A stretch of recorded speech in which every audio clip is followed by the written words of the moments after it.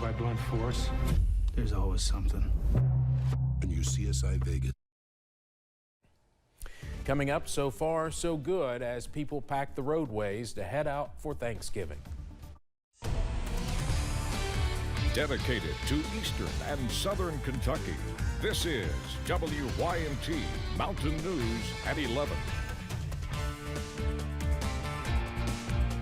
Good evening, I'm Steve Hensley. Interstate 75 runs from Canada to Miami, Florida, and with many Thanksgiving travelers taking long drives up and down the route, Kentucky will see many folks in and out of state crossing the Commonwealth. WYMT's Zach Hawk spent the day checking how police are managing traffic along the interstate in Laurel County. Kentucky Transportation Cabinet officials say the Corbin-Laurel corridor of I-75 will see as many as 50,000 travelers a day this time of year. Kentucky State Trooper Scotty Pennington says after the pandemic limited travel last year, they're expecting a return to typical holiday levels. It's holidays, and people love to go see people and hang out with people.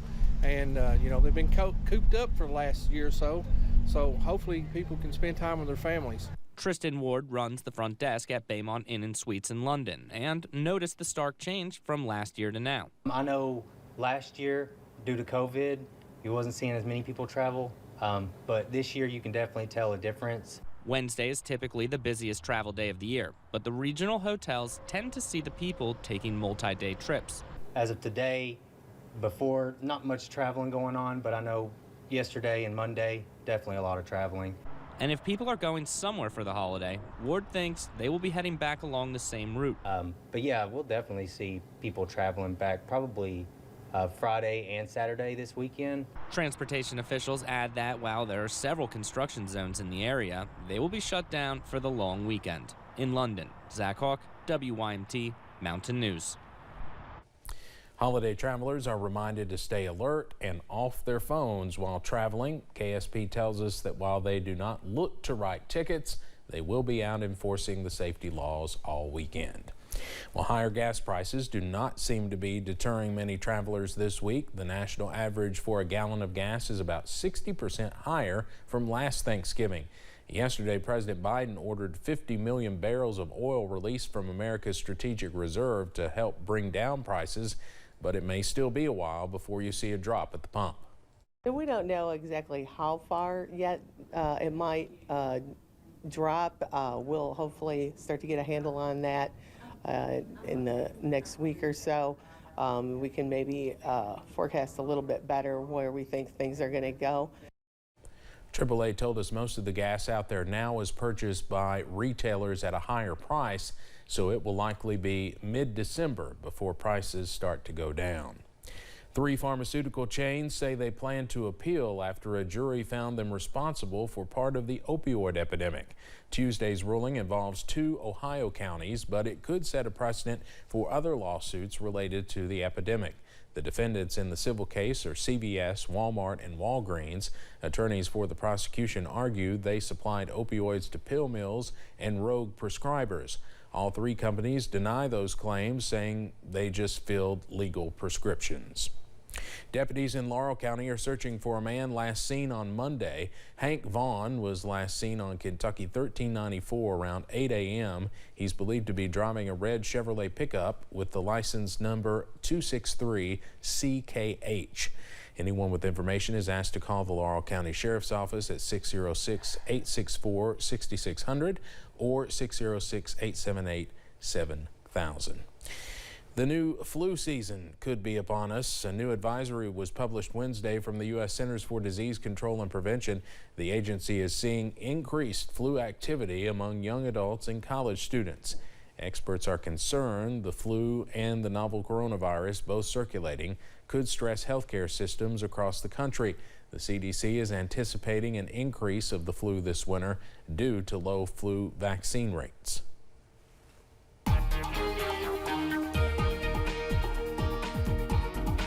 Been watching clouds on the increase as we've gone through this evening, but still a quiet night expected in the mountains here on this Thanksgiving Eve. Less than an hour now away from Turkey Day. University of Virginia camera Ed Wise showing some of those high clouds there interacting with the setting sun. Gave us a pretty nice sunset in many spots as we went through earlier on today. Now some of us got pretty warm. Hazard topped out at 59. Monticello taking the cake at 60 today. Look at that, even warmer than the heat island in Louisville. 58 Jackson, 57 Richmond and Prestonsburg. It was 57 in Somerset today. Right now, temperatures in some places fallen quite a bit. Now, Irvin's still the warm spot at 51. We're at 46 in Hazard, 47 Jackson, Prestonsburg, but London's at 40. Middlesboro's at 32, Jacksboro's at 30, and Jonesville, Virginia checking in at 28 degrees. Areas along the Tennessee, Virginia, Kentucky borders getting in on some very chilly weather this evening, where the rest of us are still not far from 50 degrees.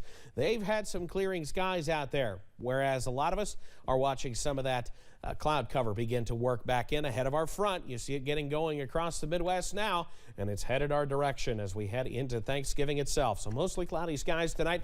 Most areas only into the upper 30s. Some areas, though, already into those upper 20s. We'll have the latest on showers returning to the forecast for Thanksgiving itself coming up in just a couple of minutes. Steve? All right, Evan, thank you. Perry County school staff are helping those in need this Thanksgiving. Volunteers worked this morning to prepare meals that will be picked up or delivered tomorrow. They include a traditional Thanksgiving meal with turkey and dressing. Staff tell us they were not able to do this last year because of the pandemic, and now they are happy to serve their community again. We will make 1,000 meals tomorrow. I think we have over 800 accounted for, and usually any box that we send with meals, we try to send a couple extra. Volunteers will begin prepping meals at 6 a.m. tomorrow with pickup beginning at 8. Today, soldiers at Fort Knox and their families were treated to a holiday meal alongside veterans and Army civilians. It's tradition for post leadership to dish up the meal, which this year includes 3,600 pounds of turkey legs. That includes Fort Knox Commander Major General Johnny Davis. I'm sure I'm surprising someone, especially the post commander of Fort Knox, saying, ham, turkey, would you like a little macaroni and cheese with that? But I love it. And I'm glad they're able to see me there with them enjoying a special day. The dining facility was expecting to serve 500 meals today. The Pentagon has shipped nearly 60,000 pounds of roasted turkey to American troops stationed all around the world. DLC Custom Guitars has been gaining traction in Laurel County. Started by David Jackson in 2019, the business has seen great success despite the past 2 years. Jackson has received a steady stream of orders, creating up to 15 guitars since its inception.